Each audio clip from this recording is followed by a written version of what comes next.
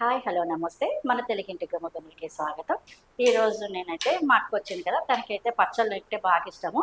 అందుకని ఇంకా లంచ్లోకి మేమైతే ఇప్పుడు క్యాబేజీ రోటి పచ్చళ్ళు అయితే చేస్తున్నాము.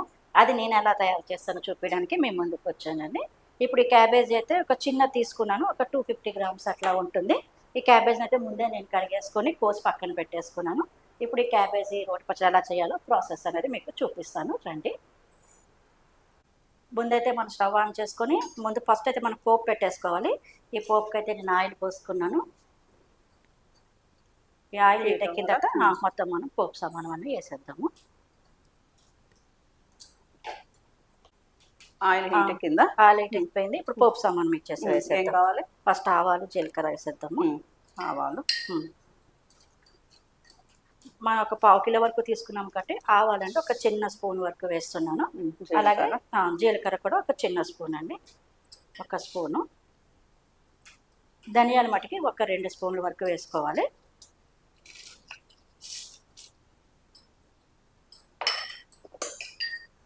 అలాగే కొద్దిగా వెల్లుల్లిపాయలు అండి, వెల్లుల్లి కూడా ఇందులోనే ముందుగా వేయించేసుకోవాలి. మనం వేసేద్దాం, 5-6 ఉన్నాయి కదా.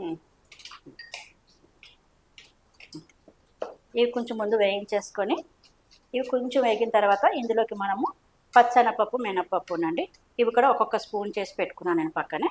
ఇవి కూడా ఇందులో వేసేసి మనం వేయించేసుకోవాలి ఈ పోపు సామానం అన్నీ.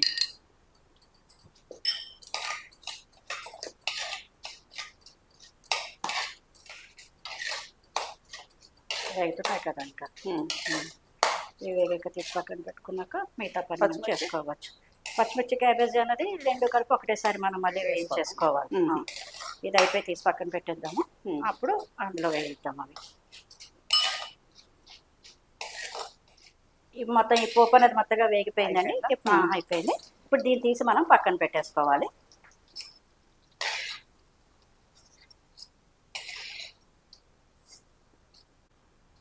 ఇప్పుడు మనకి క్యాబేజీ ఏం చేయాలి?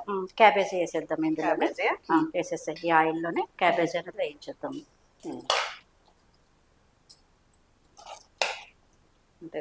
వేసే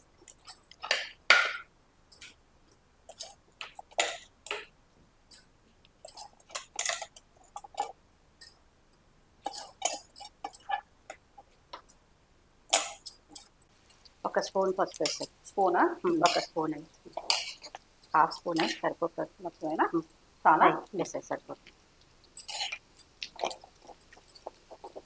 అట్లానే పచ్చిమిర్చి ఉన్నాయి కదా, పచ్చిమిర్చి కూడా వేసేసి. పచ్చిమిర్చి అన్నీ సరిపోతాయా? పచ్చిమిర్చి కూడా మనకి ఒక 10 వరకు వేస్తున్నానండి, ఎందుకంటే ఈ మధ్య కారం ఉండట్లేదు పచ్చిమిర్చి. అందుకని ఒక 10 పచ్చిమిర్చి వరకు ఈ ఆయిల్లోనే, ఈ క్యాబేజీ పచ్చిమిర్చి ఈ ఆయిల్లోనే మంచిగా వేయించుకోవాలి. ఎంతసేపు మగ్గాలి? పడుతుంది, ఒక 5 నిమిషాలు పడుతుంది. ఇది ఈ ఆయిల్లో మంచిగా మగ్గి రెడీ అవుతుంది. మగ్గిపోతే సరిపోతుంది. అప్పుడు మనం రోటి పచ్చడి అది చూపు చేసుకోవచ్చు.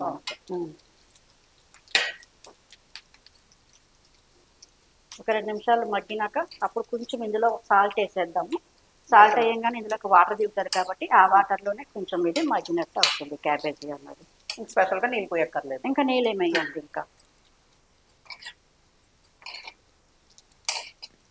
ఒక్క నిమిషం అయిన తర్వాత వేద్దాం ఉప్పు అన్నది. ఇప్పుడు ఉప్పు వేసాయి.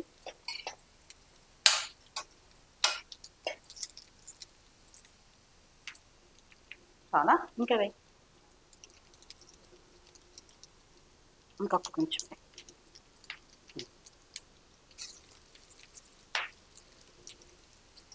సాల్ట్ వేస్తే క్యాబేజీలో ఏంటంటే మీకు వాటర్ అనేది దిగుతుందండి. వాటర్ అనేది దిగి తొందరగా ఈ క్యాబేజీ అనేది ఉడికిపోతుంది.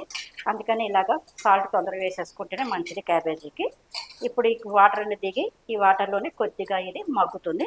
ఇలా మగ్గడానికి మనకు ఒక 5 నిమిషాల వరకు టైం పడుతుంది.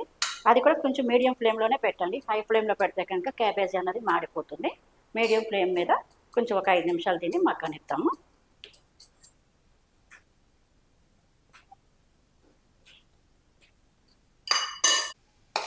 చూడండి, ఒక 10 నిమిషాలకి మనం నీళ్ళు ఏమి వేయకుండానే ఈ ఆయిల్కి ఇందులో ఉప్పు వేసినందుకు ఈ క్యాబేజీలో ఉన్న కొంచెం వాటర్కే ఇది మంచిగా ఇలా ఉడికిపోయింది. ఇక చూడండి ఎంత మంచిగా ఉడికిపోయిందో. ఇప్పుడు దీన్ని మనం స్టవ్ బంద్ చేసుకొని పక్కన పెట్టేసుకుందాము. మనం ఆల్రెడీ పోపు అనేది రెడీ చేసుకున్నాం కాబట్టి ఈ పోపు దంచేసుకున్న తర్వాత ఈ క్యాబేజ్ వేసి మనము ఈ రోటి పచ్చడి అనేది రెడీ చేసుకుందాం. పోపు వేసేసాయి, పోపు దంచేద్దాం. వేసాయి.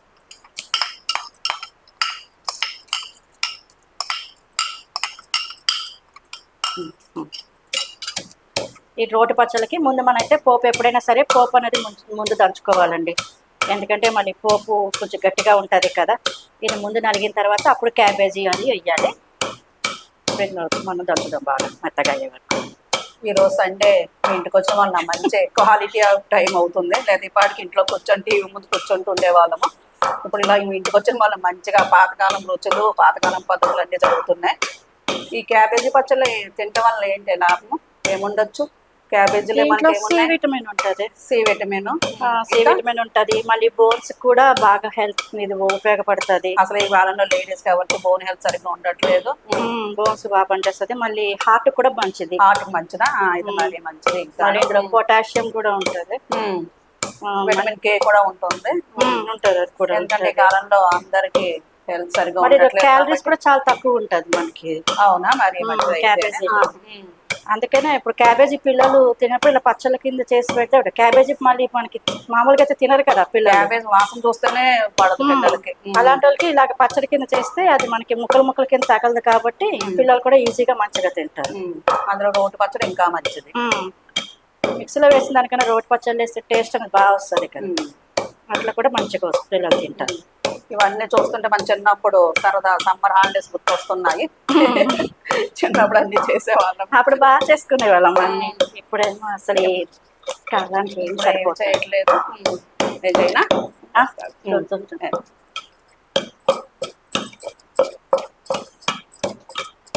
ఇది అయిపోయిందంటే క్యాబేజ్ వేసి చేసాడు అంతే కదా. ఇంకా అయిపోయినట్టే. Simple recipes, tasty recipes. బాగానే మెత్తగా అయిపోయింది.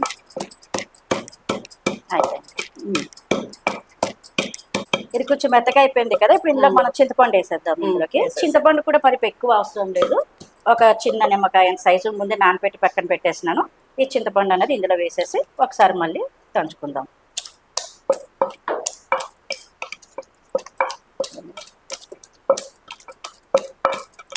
ఒకసారి కలుపుతాను. కలుపు ఒకసారి మళ్ళీ దంచేసి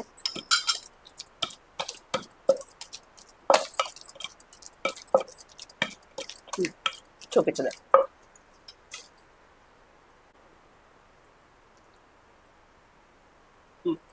ఇప్పుడు మొత్తం అంతా మన క్యాబేజీ మెత్తగా అయిపోయింది కదా పోపు అంతా.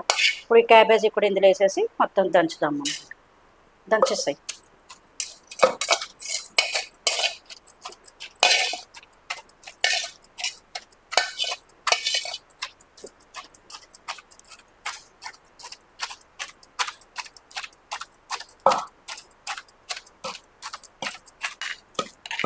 చూడు మొత్తగా అయిపోయినట్టున్నారు. ఇది మొత్తం అంతా అయిపోయిందండి. పచ్చడి అన్నది మెత్తగా అయిపోయింది. ఇంకా తీసి పక్కన పెట్టేసుకోవచ్చు. దీనికి మనమైతే ఇంకా పోపు కూడా తాలింపు కూడా ఏం పెట్టుకోని అవసరం లేదండి. డైరెక్ట్ ఇలాగే మనము అన్నంలో తినేయచ్చు. ఇప్పుడు ఈ పచ్చడి అన్నది వేడివేడి అన్నంలోకి నెయ్యి వేసుకొని తింటే ఇంకా చాలా అంటే చాలా బాగుంటుంది టేస్ట్ అన్నది. ఇంక పచ్చడి అయిపోయింది. దీన్ని నేను బౌల్లోకి తీసేసి పక్కన పెట్టేస్తాను.